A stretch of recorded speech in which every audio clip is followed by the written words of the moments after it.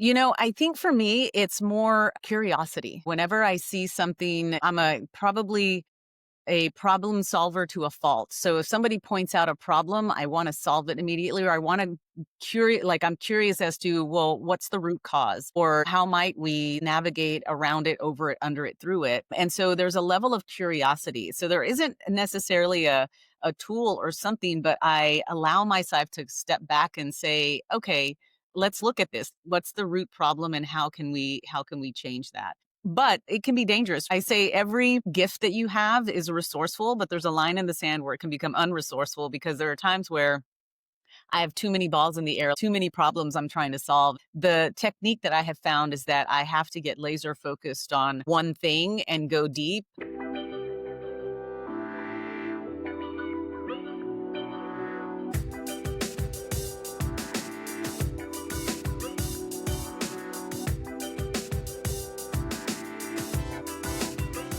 Monica, welcome to Tools, Talents, and Techniques. It's an honor to have you here. Thank you so much. I'm loving it. And thank you for just giving me space on your platform. I could not think of a better person to have on the show, especially going through your profile and your experience. There's so many different things that we can talk about, from diversity, technology, startup, everything. So before we jump in, could you just briefly give a thumbnail of who you are and what it is that you do? Absolutely. Well, my name is Monica Marquez. I'm co-founder of FlipWork, where we help organizations and leaders really reimagine and reinvent how people and AI work together. And so my background spans, more than 2 decades of companies, working at companies like Goldman Sachs, Ernst and Young, Google, where I focused on plethora of things, from talent management, leadership development, but all in all, that through line was really helping people thrive inside systems of change and complex systems. Every one of these organizations had its own kind of culture, its own systemic kind of barriers, those types of things. And so really always focused on large scale transformation, and, it all honed into helping people. So that's just a little bit about me and what I do. Let's go back to the origin story. So when you were growing up, what did you want to do when you became an adult? Like, what was your That's a interest? really What was great your major in question. college? Really great question. And it's not linear. It's a little bit of zigzag everywhere, because, as you know, I grew up in a really small town in West Texas, and it's oil country, Midland, Odessa, Texas. But my dad was in the military, so kind of my early years moved around. But I went to junior high and high school in West Texas. And to be quite honest, my frame of reference was very limited to success in my small town. Was you become a doctor, a lawyer, or a petroleum engineer. And so those were the people who were successful, who were affluent, who had the big homes. And so in my mind, I was going to become a doctor. So I went off to college, majored in biology, because I was going to be a doctor, because that's what I thought was it. It wasn't until I got to college that that aperture widened, and I realized, oh my God, there's so many other things that you could be doing. But of course, I still stuck the course, because that's all I knew and it's all my family knew. And it wasn't until my senior year in college, when I was applying for medical school, that I had this mentor I had to work my entire college career, and I was working for the vice president of student affairs on campus. It was a work study kind of program. And he became a really great mentor to me. And I remember Dr. Ewalt coming to me, and he said, Monica, I had asked him to write a recommendation letter for med school. And he was like, absolutely. But then he sat down and he said, why do you want to be a doctor? And I'm like, well, because no one really had ever asked me that. And I was like, because that's, what I'm supposed to become. It's what my family and I have always seen as being successful. And he's like, yes. He was like, but in the 4 years you've been here, I've seen you do all of these other things where you light up. You've been a leader.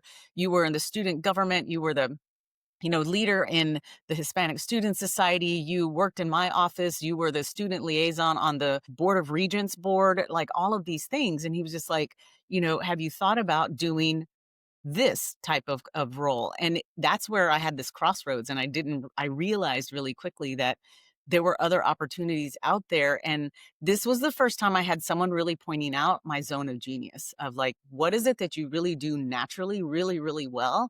And why don't you do more of that? And he said, I know you're super smart. I see your GPA. He's like, but I don't see you lighting up about biology and about doing all these other things.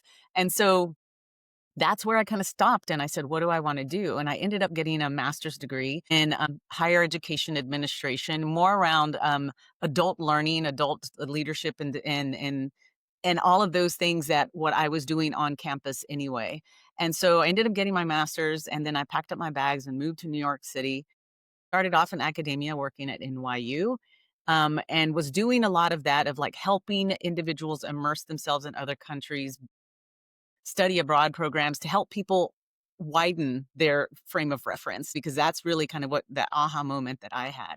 And before I knew it, I was being interviewed by Goldman Sachs because they had started an office of global leadership and diversity, because the work that I was doing was actually helping people build cultural competency. And companies were getting very, very big into emerging markets and doing work in other countries.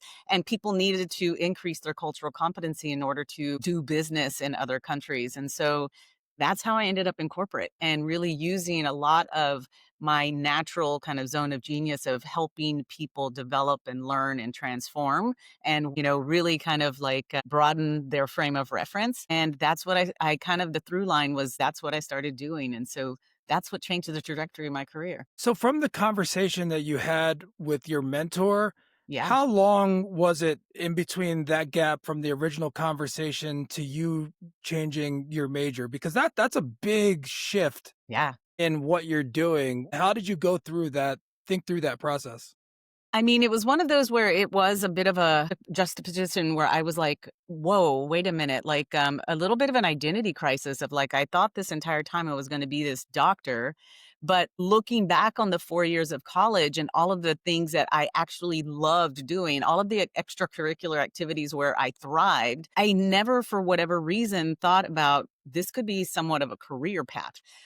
So I really had to sit down and go talk to my parents and say, hey, like, I've applied to medical school, but I have another option. I might apply to this master's program that will help me develop more of what I had been doing organically my entire 4 years. And so my biggest fear was that I was going to disappoint my parents, because I was like all along going to be this doctor. And so there was probably a couple of weeks where I was like, okay, I'm just going to apply to both programs, and maybe the decision will be made for me. Maybe I won't get into med school and into the other program, or vice versa. But I got into both. So then it was one of those things of really kind of thinking about, what did I enjoy doing? And I really had to start kind of looking at the upside and the downside, and which downside could I live with. And so I remember thinking, okay, I'll go to 4 years of med school, 4 years of residency. Knowing myself as being this high achiever, I'd have to do some sort of specialization. So that's probably another at least 2 years of specialization. It'd probably be 10 more years before I was going to be able to do what I really wanted to do in the medical field. And then it was like, or I could do this master's degree. And it was a bit of a non-traditional master's degree. It was a 3-year program opposed to a 2-year program. And I was like, but I could get really into doing my work and having impact in 3 years. And it was really kind of aligned to some of the things that I was already doing. So I ended up deciding to go with the master's degree. But yeah, there was probably about a 2-week period where I was really struggling and contemplating of what I wanted to do, but really doing that exercise of upside, downside. Can I live with the downside? And part of me was like, I don't know if I can live for 10 years grinding and doing schoolwork and not really necessarily working and making money for another 10 years. I really, I'm a little bit more of a impatient person. It was like, no, I want to be able to have impact sooner. And so I chose the other Yeah. Well, 2 weeks to make a decision that completely flipped your life is a short period of time. path. Yeah, exactly. So when I believe you said the first job was this Goldman Sachs out My of first job was college when you actually went to at New York? NYU. And so I was working Okay. in academia, working in NYU, building out study abroad programs, partnering with business schools, getting people to kind of go to other countries and immerse themselves in other cultures and build that cultural competency, which was really kind of this idea of making sure that people realize that you have to be cognizant of how other cultures, be respectful of other cultures. You can't just go do business, the American way in another country, or you're just not going to get very far.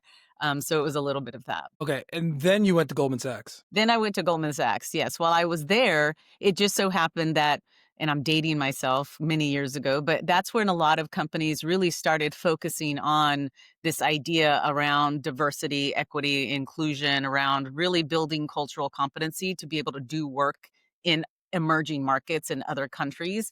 And so this idea that, you can't just send people who don't really understand the other culture. How do you solve that? By two ways. One, increasing people's, cultural competency, or recruiting people from those countries or that have those backgrounds to be able to do work in those places. And so I kind of ran the gamut of, coming in and focusing on some diversity recruiting, of trying to bring in more women and more diverse professionals in the organization, so that, the idea was always tied to the bottom line.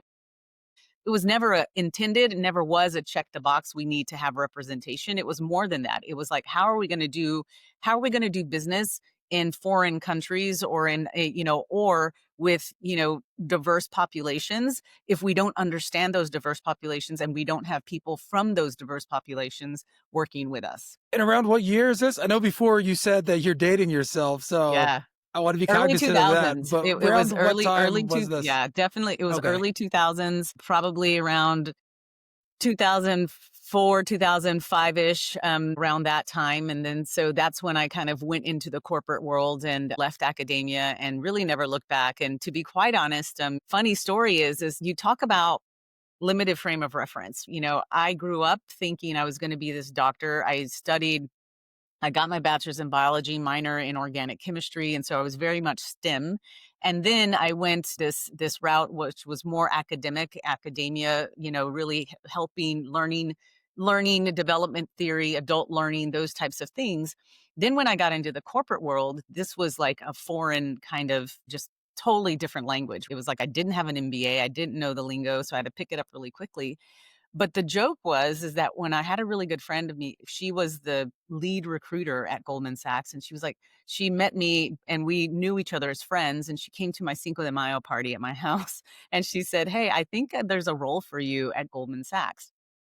My first reaction was, "Who's Goldman Sachs?" And she was like, "What?" And she was like, "You're in New York City. You don't know who Goldman Sachs is?" And I'm like, "No, like I'm in academia. Like I don't know." And she's like, "Do you have any friends that went to B school?" And of course, the lingo, I was like, "B school?" And she was like, "Business school. Do you have anybody who has an MBA?" And I'm like, "Yeah, I have tons of friends who have MBAs." She was like, "Call them up, tell them you have an opportunity at Goldman Sachs, and see what they tell you." And so I remember calling a friend up and I'm like, "Hey, Stephanie," I was like, "I have this opportunity at Goldman Sachs, but I'm not quite sure." And she was like, "Wait, what?" And she was like, "Hang up the phone, call the recruiter, say yes. I don't care what the role is, and then call me back and tell me what it is." So I was like, "Okay, there's something here." So I remember calling and saying, "Okay, like let me see this through. Let me interview." And before I knew it, I was getting the offer, and I was a little afraid because then the only thing I could attribute to Goldman Sachs was Wolf of Wall Street, right? I made the mistake of going and watching this movie and saying, "Okay, maybe I don't want to be part of this culture." And they were like, "No, no, no, that's Hollywood. You should definitely try it." And so I remember my boss at the time at NYU was like, "Listen, you don't pass up an opportunity like this." And so he said, "Let's make a date 6 months from now. You take this job. If you don't like it and it turns out to be like Wolf of Wall Street," he's like, "you could just come back here. We'll have lunch in 6 months. And if you say, I don't like it, you come back." And I was like, "Okay." That was my security blanket. And so I took the job. 6 months later, I had lunch with him. I was like, "I'm having the time of my life," and I never looked back. That's amazing. Do you feel, looking back on it now, were there things that the organization, was there already a department around this, or and they were like, "Hey, we need somebody to help with this," or did they bring you in to lead it and build it? They had already started. I mean, there already had been. It was probably fairly new. It was an Office of Global Leadership and Diversity. And so it was in the kind of infancy stages of what does that even look like? And so at first it started off like we start with recruiting, and I was part of that. I started a lot of the recruiting programs where it was really trying to lead really innovative pioneering programs. So one of the programs that I created and pioneered was the Goldman Sachs Returnship program, which was really creating opportunities for professionals, especially women who were trying to re-enter the workforce. Because we all know that in some of these industries that are very cutthroat, you get into an organization like that, but if you take a career break or you decide to push pause and you have a gap in your resume, trying to get back in is really, really hard. But what I realized is that there was a huge talent pool that was being untapped, where a lot of these women were Ivy League graduates, came in, had been working for 4, 5, 6 years in organizations, and because of personal responsibilities decided to take a break for childcare reasons, for elder care reasons, for whatever it may be. They had other responsibilities that took priority. They had every intention of coming back, and no one was really taking them up on that because of the gap on the resume. And so the idea is how do we get some more of this amazing talent who are ready to come back with 110% and mitigate the risk for hiring managers. And so we created the returnship program that really helped women come back in a kind of 10-week period. And for managers, we said, look, we do this with, young kids who come out of college who know nothing about, the world of finance, and you test them out for 12 weeks and then you extend offers to them. Same thing, but you're getting now more seasoned professionals who already know it and they're going to hit the ground running. And I'm really excited to say, like, that program is still in existence at Goldman Sachs. I mean, they've had returnships now I launched it in 2008 and it's still going strong. And so they've been able to place thousands and thousands of people into full-time roles from this program. So did a little bit of that. And then we started realizing, okay, once you get them there, how do you train them and help them navigate the corporate culture and keep growing and thriving in the organization? So I moved over into talent management type of roles of really making sure that people were advancing and developing. And so that's where my true background started, playing out and really leveraging what my expertise was in higher education. There are a few things that you've said so far in this conversation that really are indicative and really a testament to who you are. You said, I realized, and then you build. Yes. And from what I know of that and the next steps of things like that, you can have an idea and then you can start to build on that in a manner that is parallel and related to the things that you're passionate about. Could you talk about where that comes from? Is that something that you're conscious of, that you're like, this is who I am? I'm a builder, I'm a creator, I'm Mhm. an idea person, but I'm a doer. Yeah, I think it is a little bit innate in a sense. I didn't realize that it was a superpower until I actually gifted myself the time to step back to ask myself, what am I really good at? And paying attention to what people were coming to me for and what people were telling me I was good at. But it's those things where a lot of the times it's the pain points that even I've experienced. Like a lot of the times where I was coming into an industry or an organization where I didn't have anybody who looked like me and trying to figure out, like, how do I define what does success look like here and how do I emulate that? And then getting to a point where learning from my mistakes, like I assimilated too much to where it felt like it doesn't feel like me.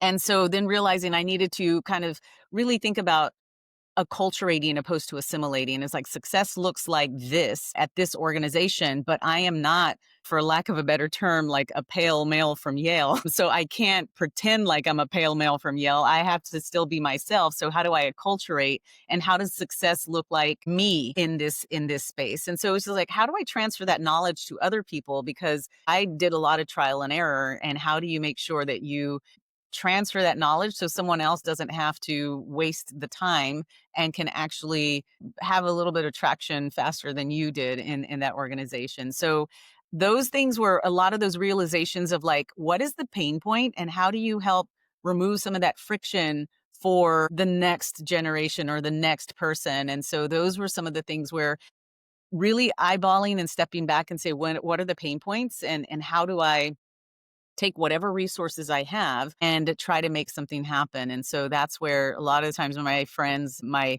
endearly, my nickname is MacGyver. And so usually, it's always been like you MacGyver things and can like figure things out. And so that's what I have found that I do all the time. When I start seeing change or see the writing on the wall that things are changing, things are happening, it's just like, how do I kind of like hit that head on and then help other people navigate it as well? What does that process look like for you when you have that realization? Are there any tools or techniques, like that's why the show is called what it is, that Yeah. you go through a process? Is it journaling? Is it talking to your friends? Is it going for a walk? Like, what does that process look like for you? I think for me, it's more curiosity. Whenever I see something, I'm probably a problem solver to a fault. So if somebody points out a problem, I want to solve it immediately, or I want to I'm curious as to, well, what's the root cause, or how might we like navigate around it, over it, under it, through it. And so there's a level of curiosity. So there isn't necessarily a tool or something, but I allow myself to step back and say, okay, let's look at this. Like, let's, what's the root problem, and how can we change that? But it can be dangerous. I say every gift that you have is resourceful, but there's a line in the sand where it can become unresourceful, because there are times where I have too many balls in the air, like too many problems I'm trying to solve. And the technique that I have found is that I have to get laser focused on one thing and go deep. Otherwise, I'm trying to put out too many fires. So it's one of those things where I really try to think about what's going to have the most impact, and how can I make sure that what do I bring? Where is my zone of genius? Where is my superpower, that I know that this is where I can do some high value work and not get caught up in doing things that necessarily are going to dilute, my impact. And so it's a little bit of, stepping back, and it's really the reflection. And sometimes that's hard to do, because I'm like, let's just attack it, let's do it, let's go. Like, I try not to think twice. I'm someone who tries to move forward despite any uncertainty, which can sometimes, become kind of your Achilles heel. But I've learned that giving yourself a moment to pause, think, and say, how do I pivot? Where do I pivot? And then give myself permission to fail. Like, okay, let's try it, and then let's just test and learn until we, figure out how we can replicate the outcome over and over. Yeah. Hey, listen, I know the type. Intimately, I know the type of just kinda leap before you look and, shoot before you aim. I know the type, Exactly. and you're right, and somebody told me there's an expression, and I'm sure there's other iterations of it, but "What warms you burns you." I wanna make sure we save enough time in this episode to talk about what you're currently doing. Yeah. The Latinas in tech, you're on the board there, there's some other things that you're doing. Tell me about these next things that you're doing and the impact that you've made and the challenges that you've had to face and overcome. Yeah, certainly. I mean, I think, as I mentioned, the through line in my career has always been about helping people, helping a lot of the times marginalized groups, whether it was women, minorities, or just groups that really needed some additional support or guidance to kind of navigate. And when I was wearing one of my hats, when I was head of diversity recruiting at Goldman, I got very, very involved managing a lot of the relationships with these nonprofits like ALPFA, which is Association of Latin Professionals, Latinas in tech, a lot of these, programs that help really identify women, minorities, others, and help expose them to areas like STEM or the finance world. A little bit of the person I was, or the person who didn't know that there were other jobs outside of becoming a doctor, lawyer, engineer, the person who didn't know who Goldman Sachs was, and those types of things of how do you get people exposure or visibility into these worlds and opportunities sooner rather than later. And so I always found, a soft spot in my heart for these organizations. And after I moved on from Goldman and I went to, do some, leadership roles at Bank of America, Ernst and Young, Google, I stayed in contact with these organizations and started volunteering, speaking, for their conferences, and ultimately became a board member for both Latinas in Tech and Association for Latin Professionals, to help make sure that, support and continue the mission of really helping more and more individuals just have proximity and understand their options and get them thinking early, and even maybe talking at the dinner table with family members about these opportunities. Because me growing up, we never sat at the dinner table and talked about Wall Street or the economy or any of these things? And how do you help people start to get exposure to these sooner rather than later? Latinas in Tech is very, very focused on exactly the name, right? Of technology. I think you and I were talking, you yourself in some of your ventures where you have this tech startup and you start to realize when you step back, whoa, I'm like a single person. I don't see anybody else like me. How can this be? I mean, I remember at Google, I worked in on the diversity team, and part of it was really helping the communities in that organization have as much impact as they could on products and things like that. Because when you really think about Google, as big as it is, roughly 2.5% or less are Black or Latino. And you start to think about the lack of diversity of thought. And so who is building products and who are they building for? And how do we make sure that they're building products for everyone? And so making sure that they are thinking about being intentional of bringing in the diversity of thought from different perspectives, different people with different lived experiences and things like that. So Latinas in Tech is more really trying to say, how do you help more women, how Latina women take on leadership roles, and how do you make sure that representation in these organizations starts to slowly get better? And how do you support them? Because yes, they may make it to, like I made it to Google. I was one of a few amongst hundreds of thousands. But as great as Google is in supporting diverse talent, there's still a lack of community. And so Latinas in Tech and organizations like Alpha create that community outside of the organization to kind of help you like navigate and steer as well. So it's like the additional support system that you may not have within your organization. And not an easy task. I know for sure because, the Black Commercial Real Estate Network, which I co-founded, and Hmm. it's hard. It's Yeah, hard to figure out like what people actually need to be successful, not just to get in the door, but to be successful once they're past that gate. And then it's just a hard thing to do. And especially these days, like there's been a huge backlash against diversity, absolutely. It's even like a though the dirty whole word. thing has never been about like taking, yeah, it's like what we it's never about taking opportunities away from other people. It's all Mm-mm. about helping people be successful at every level. And yeah, it's wild. It's wild Yeah. time. And I think it's important what you said is just like the reason it's hard is because we don't know what we don't know. And you get in there and typically you see you have these, like I talked early on, like I had this mentor in college who kind of took me under their wing. That mentor didn't look anything like me. And so a lot of the times you don't have that natural affinity with leaders or people there who are going to take you under the wing and help you navigate. You don't have legacy uncles or, relatives that are like leaders in some of these organizations where you sometimes see that where it's like, oh, my uncle John got me this job or got me this internship and he's going to show me the way because he knows how to navigate. He's already a leader in this organization. We don't have that luxury sometimes or that privilege to say, "Oh, I know someone who's going to show me, tell me what to do, what not to do." We're having to kind of like get the bumps and bruises along the way, and sometimes they can be detrimental where they can stall your career. And so for me, I kind of was like, I need to make sure that I'm transferring that knowledge to others in masses so that they don't necessarily don't stall out. It might have taken me the better part of 2 decades to get into leadership roles at all of these organizations.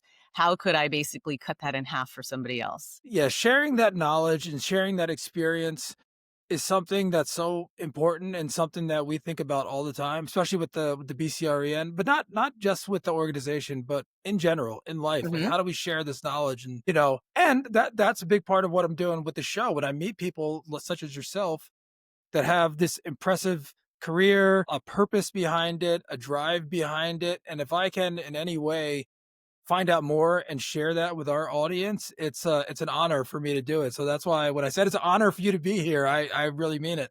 Uh, No. I mean, I would say equally it's an honor to be on your show because you're democratizing access to information. And that's the thing. Access and opportunity, it aren't necessarily always available for everybody. And so basically you with this platform and your podcast, you're opening it up to the masses to learn. yeah, yeah. Well, for this, I want to get into your Yeah. startup or your business Uh-huh. that you're doing. Is it too early to share this, or are you ready to just let it out of the cage here? Yeah, no, I mean, certainly we can certainly tease it. I mean, we've been somewhat in stealth mode for the better part of 6 months or so, but, I had a successful when I left corporate, had a successful kind of entrepreneurship journey and had my last company and exited that, but partly because we started seeing the tea leaves. We started reading the tea leaves of how AI was really kind of impacting the world. And the experiences that I had in all of these other companies where I was a bit of learned to reinvent myself a lot. And like I mentioned to you, the curiosity of seeing kind of problems coming to fruition and how do you solve them, it kind of shaped how I was thinking about AI today. And it wasn't necessarily hearing the stories that, oh my God, AI is going to replace people. What I started realizing is that this is another opportunity where change management itself is going to have to change. And where I started realizing that AI was changing the workplace faster than people could change. And so, how, again, because my through line has always been helping people navigate these complex, environments, how do you really design systems that let everyone contribute at their best, leveraging AI? And so my co-founder and I decided we were going to really focus on what we were seeing happening was that all of these companies started investing in AI. But what was happening is people didn't know what to do with it. They were saying, "Hey, here are all these tools," and people are like, "What do you want me to do with it?" And so there was a gap of how do you humanize AI for people? Because people were seeing AI as some sort of, oh my God, this is going to replace me. But what people don't understand is that AI needs humans to train it and teach it. And so my whole belief is that AI is not about replacing people. AI is basically the tool itself is not going to replace you, but people who leverage the tool are going to outpace you or replace you. And so you really have to start to think of yourself as reinventing the way that you do work. And so our company FlipWork is all about how do you flip work on its head, right? How do you flip the script on some of these limiting beliefs that AI is only for tech people, AI is for the coders or any of those things, but really getting people to understand how do you shift your identity to see yourself as someone who can leverage the tool and the technology that AI affords you? And how do you amplify your zone of genius? So, again, it's that you first have to do the work and understand what is your zone of genius? What are you really good at? And how can AI augment that so that you can focus more on that? And so AI is one of those things that people are having a really hard time adopting to. And ironically, our theory is proving itself out only because the latest research from MIT, the research from McKinsey, where companies were investing millions, but 95% of these AI pilots are failing because they forgot to focus on the human aspect of how do you actually teach the tool to the human so that the human can adopt it. And so we're seeing atrocious adoption rates. Companies are saying, well, we gave them all these tools and nobody's using them. And it's like, well, they're waiting for you to tell them how to use it. And the IT department is saying, well, we don't know your area. We're not experts in your space. You have to use it in a certain way. So Flipwork is really kind of approaching it in three ways. We're getting people to gift themselves the time to really reflect and think about who am I in this world of AI and how might I leverage AI to reinvent the way that I do work. And so it's really kind of shifting your identity to say, you may not be a tech person, but you know how to use the tool. And so it's the new definition of hybrid is no longer kind of working from home or remote working. Hybrid means, are you leveraging AI as a thought partner? And so you are reinventing the way that you do work. The second part is once you kind of get used to adopting the tool, you're going to have to reinvent your workflows. The old playbook is no longer going to be successful. How do you rewrite that playbook and the workflows and everything to leverage AI to make sure that you are getting the best output and really compounding your impact to get out there? And then the third prong is how do you sustain that change? Because we're creatures of habit, we're humans. And so you may use AI for a couple of workflows, but then you might find yourself falling back into the old way of doing things because that's what's comfortable to you. And you have evidence of being successful that way.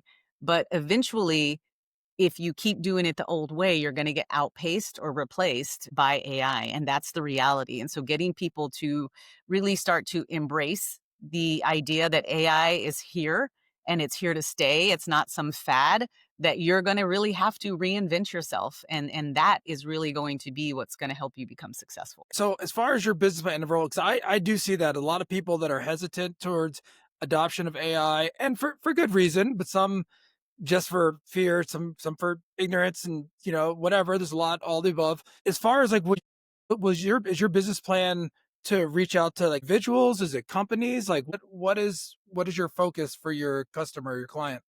Yeah, great question. FlipWork is, we like to call ourselves the people operating system. We're helping companies realize ROI from their AI investments. And so we're focused really on helping the organizations. So enterprise, we've piloted the program with a few Fortune 50, Fortune 100 companies. But the idea is that we also wanted to target more of the mid-sized companies, because the big behemoths, companies that I've worked at, they have the money to invest in the change management and hiring some of these big companies like Deloitte and all of those things. We like to call ourselves, instead of Deloitte, kind of like Duolingo. It's just like kind of for these smaller companies that really need help of how do you help people even realize what it means to adopt AI in their organization? How do you reinvent your workflows? How do you think about using AI? And a lot of it is where first people need to pause and understand, how am I doing work today? And how might I do work differently so that I can leverage AI and get better outputs and, faster, better. And so some of it is getting people to understand, what is the high value work that you do? What are some of the things that you do that are uniquely you that AI cannot replicate? And then really starting to think about, do you really start to leverage AI like an artificial intern, AI, like an artificial intern?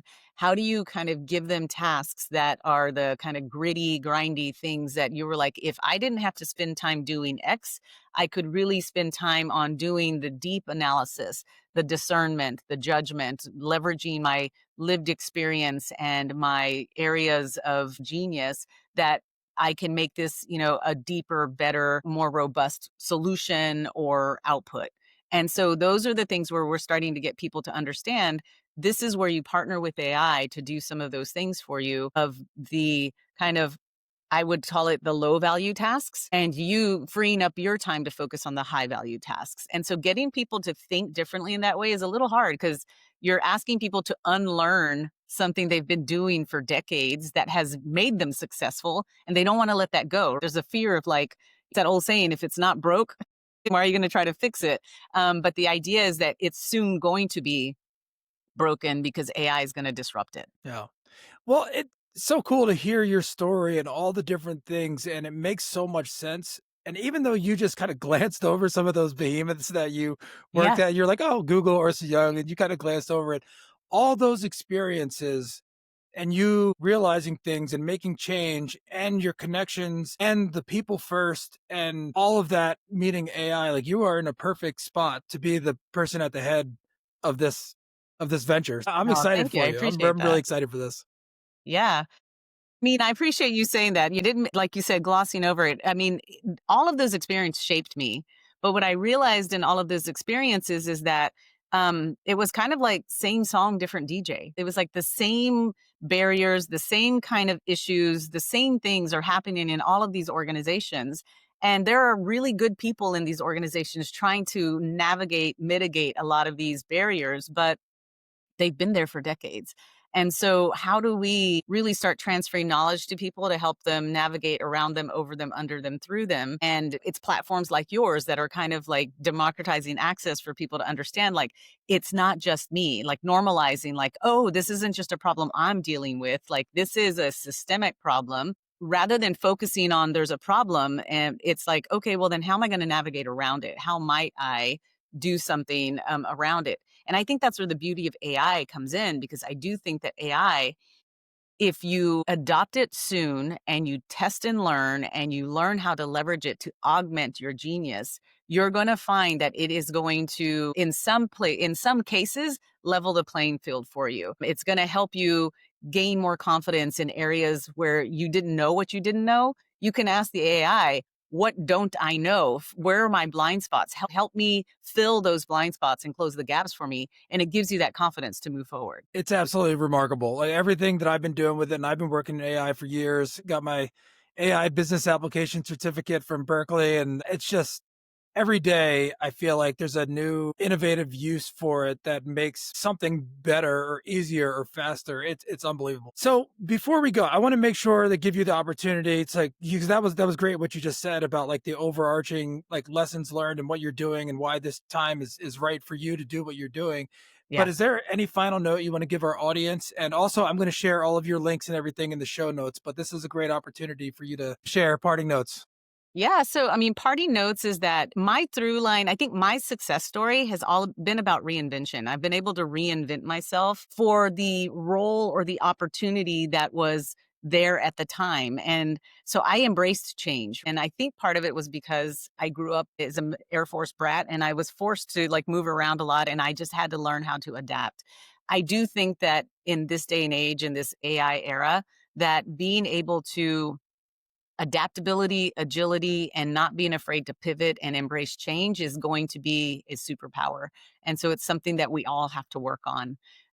So, and it's those are the things that I address. I have a weekly newsletter and it's called III AI. It's a play on my Latino roots.